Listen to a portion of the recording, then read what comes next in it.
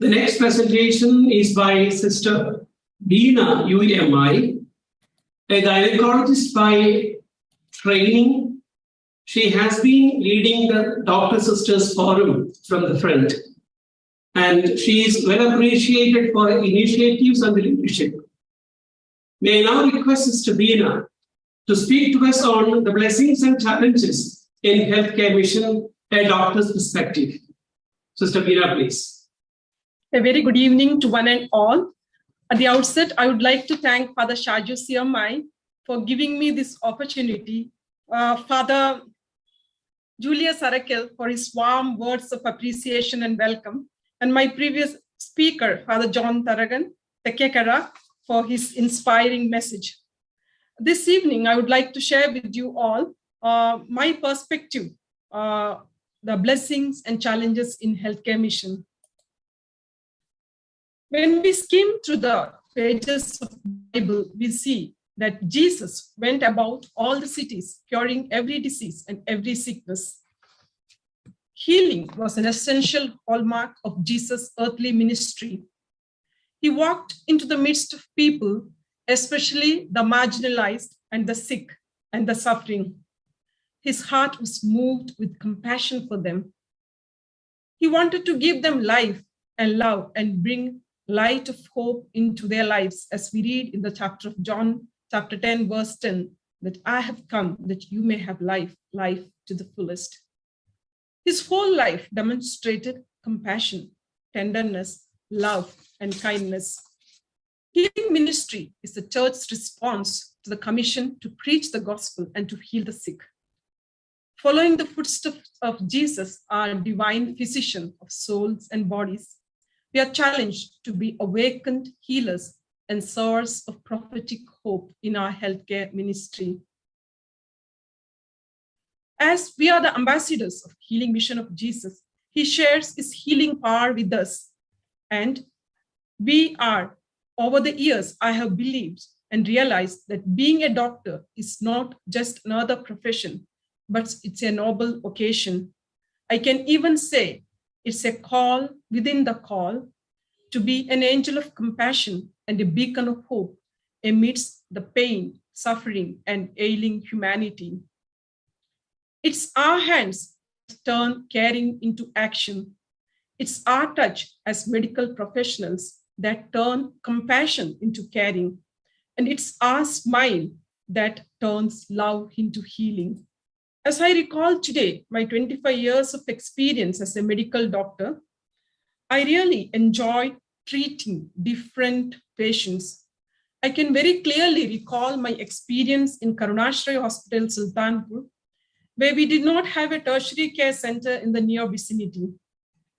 Here I had to work as a casualty medical officer, then switch over to a gynecologist to conduct even high-risk deliveries and cesareans.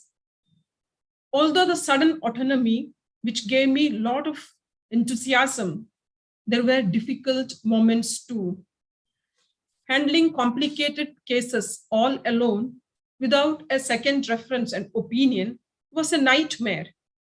But in all such situations, while I was working in Sultanpur, a sister nurse would light a candle in the chapel and recite intercessory prayer.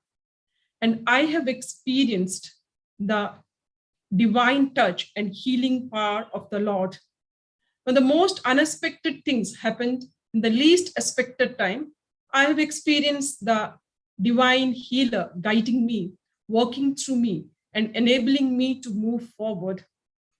Such experiences indeed deepened my faith and trust and increased my self-confidence. I have in fact become more humble and grounded because I'm in touch with the reality, the frailty and vulnerability of human existence. Each time when a patient recovered and walked out of the hospital hale and hearty, I was filled with a sense of satisfaction. There were many patients who used to come to my OPD after they got discharged with folded hands, with tears in their eyes, and with a smile of gratitude. It in fact made a lasting impact on me those memories still remain very, very green in my mind. Now let me share with you my experience as a gynecologist at Holy Family Hospital, Bandra. Being an obstetrician, I have had the privilege and have the privilege to witness the two ultimate realities of life, that is birth and death. The experience of accompanying a woman in her journey from pregnancy to childbirth and beyond is truly a unique experience. At the time of childbirth, I really feel it's a magical moment, a divine experience. Over a period of time, we develop a special bond with our patients as they gradually place their trust and confidence in the doctors. They feel safe, comfortable, and secure in the presence of a sister doctor. Their OPD visits are not merely to tell about their sickness, but they also confide their family issues, personal issues, social and professional life. Today, I have begun a process of adapting measures to provide more holistic healing. It's not just a cure, but healing. And I do not treat sickness, but the patient as a whole. As I was recalling all these, I'm filled with truly a sentiment of gratitude towards hundreds of doctors, nurses, and especially the patients who have touched my life, enriched my experience. It helped me to grow as a good doctor, a good religious, above all, as a better human being. Now let me tell about the challenges of healthcare. Over the last 3 decades, the entire world is undergoing a change, and healthcare sector of our country also has undergone tremendous changes. Earlier, healthcare was very much associated with church, especially sisters. Today, we are just one of the players. There are several other factors that has made healthcare delivery complex. And it is not true, not just in our country, but across the world, these changes in healthcare sector is going on. The first change is we can very clearly see a change or a shift in healthcare from a service sector to business industry. Today, healthcare sector is driven by drugs, diagnostics, and hospital industry. As a result, profit motives in healthcare is no longer scorned, leading to evolution of innovative business models. These hospitals not only are breeding like mushrooms in our cities, but also in our smaller towns. They have converted this noble mission of healthcare into a business industry and thriving in their work. Due to the commercialization of healthcare, even dying has become very, very costly. It's unfortunate that we have made this noble mission into a money-minting business. The second challenge, or the next challenge, what I see is proliferation of newer technology and escalating cost. As a result of this proliferation of newer technology, which is exploding in healthcare, the cost of medical equipment is skyrocketing. This is leading into a large total operational cost, which is not bearable by most of the organizations. The third challenge, what I see, is inequality in healthcare. India has one of the lowest cost healthcare systems in the world. Today, although we boast or we have become a favorite destination for medical tourism, 65% of Indian population cannot afford so-called high-tech or quality healthcare, which our country offers. Medical treatment today is the second most common cause of rural death in our country. It's very sad.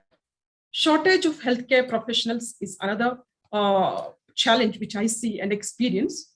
In a country like India, where resources are limited and obstacles seem unlimited, is the doctors, nurses, and other healthcare providers, of course, the patients bear the brunt of such concern. We do not meet the benchmark set by World Health Organization for the doctor population ratio, which is supposed to be 1 in 1,000, but what we have in India is 1:1,800.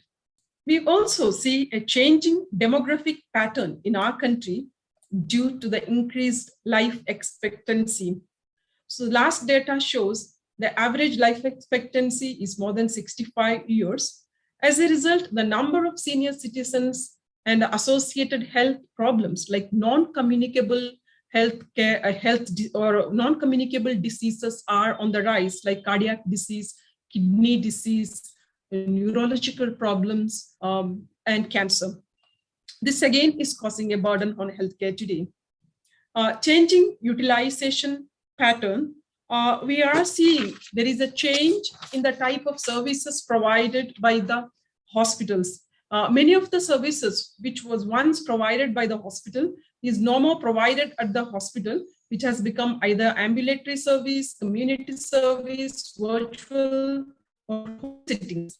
Even in cities like Mumbai, today we have daycare hysterectomies, whereas in the past, a hysterectomy patient had to stay at least minimum for 4 days in the hospital. So this is another new trend which we are seeing in the healthcare. High expectation from patients. We are dealing with millennials today. So there is a generational shift in thinking, which is reflected in our lifestyle across the world. In such scenario, people have begun to look beyond the basic healthcare to quality healthcare. As a result, their expectations are increasing, and we are not able to meet the patient's expectations. So today they compare hospital or healthcare centers to hospitality industry and expect such kind of services from us. A rising number of litigations against the hospitals and medical legal cases is another rising problem in our healthcare sector. Gone are the days when patients used to consider doctor as God, and they had a lot of trust in our hospital. Presently, this sacred relationship is changed and challenged. And today the patients say that doctors cheat you and hospitals freeze you. So be careful. So that sacred relationship, or the doctor-patient relationship, or the hospital-patient relationship is norm or the same. The equation has changed. Excessive media and political interference. Every dissatisfied patient or attender threatens the management of exposing their unpleasant experience in media. It only attracts newspapers and TV channels, but becomes viral through our social media, attracting hundreds of supporters. This affects the image and reputation of our hospital. Violence against healthcare professionals. Violence against healthcare professionals in India occurs in the form of physical violence, verbal abuse, aggressive gestures, blackmailing, mob lynching, and cyber bullying. We also have witnessed in the recent past attacks on hospitals. Such incidents by angry mob when doctor breaks a bad news or when their expectations are not met. It includes politically instigated planned attacks by religious fanatics and political parties. They destroy the infrastructure, medical equipment, and even injure the healthcare professionals and employees, incurring heavy losses on the hospital. The impact of COVID-19 on Indian healthcare system. I believe that our Indian healthcare system, or the healthcare system across the world, will not be able to function the same way how we were functioning pre-COVID. As we are grappling with the deadly pandemic, innumerable challenges in the healthcare became magnified and caught attention of everyone. Some of the problems which I've already enumerated: shortage of resources, trained healthcare professionals, hospital beds, essential medications, PPE kits, and oxygen. We have also witnessed how the corporate hospital minted money out of this crisis, and how our mission hospital were struggling to sustain financially. COVID-19 also had brought a lot of positive learnings and blessings. I think this was the first time public-private partnership worked rather in a successful way. We at Holy Family Hospital were one of the first private hospitals in Mumbai city to tie up with BMC and to start the COVID care center. There was also a lot of convergence of digital technologies like mobile phones, robotics, artificial intelligence, and which had impact across the healthcare spectrum. Many hospitals which the teleconsultation was implemented and it's still continuing. Online medical purchase, online payment, online medicine delivery, and a lot of other home care services became very common in many hospitals. The pandemic has also in many ways ignited and paved new pathways and breakthroughs within social, pastoral, environmental, and cultural spheres and calls us to imagine even more. It was heartening to witness a plethora of doctors, nurses, researchers, scientists, government leaders, religious leaders, economists, corporates, civil societies, hospitals, institutions, philanthropists, churches, and volunteers coming together and giving their best to fight against the virus.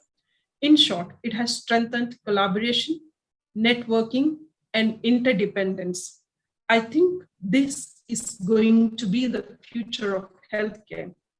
So what is the way forward? Today, the healing ministry has become even more relevant in the context of the whole world having experienced the impact of COVID-19 pandemic. The new charter and creative approaches in healthcare ministry needs to be faced with prophetic vision and courage. Amidst the uncertainties of COVID-19 pandemic, which we are not so sure whether we will have another wave and every now and then smaller spikes, amidst the socio-political unrest which we are faced with in our country, and commercialization of healthcare and unethical medical practice, we are called to be stewards of prophetic hope, to restore health, wholeness, and to instill hope to the people we serve. We need to envision and strive towards an equitable healthcare system wherein quality health care becomes more available, accessible, and affordable, especially for the people in the margins of society. I also very strongly feel, our prophetic vision needs to spring forth from our hearts and need to translate through our words and deeds into gestures of compassion and mercy. The wards we visit, the patients we take care, the treatment we give, the words of kindness, everything has a story to tell or has a witnessing value. So through our dedicated service to the sick, we manifest the love of God as a visible sign. I think for us, healthcare mission is another opportunity to identify the face of Christ crucified and to serve Christ through their suffering and pain. Thank you for your patient listening.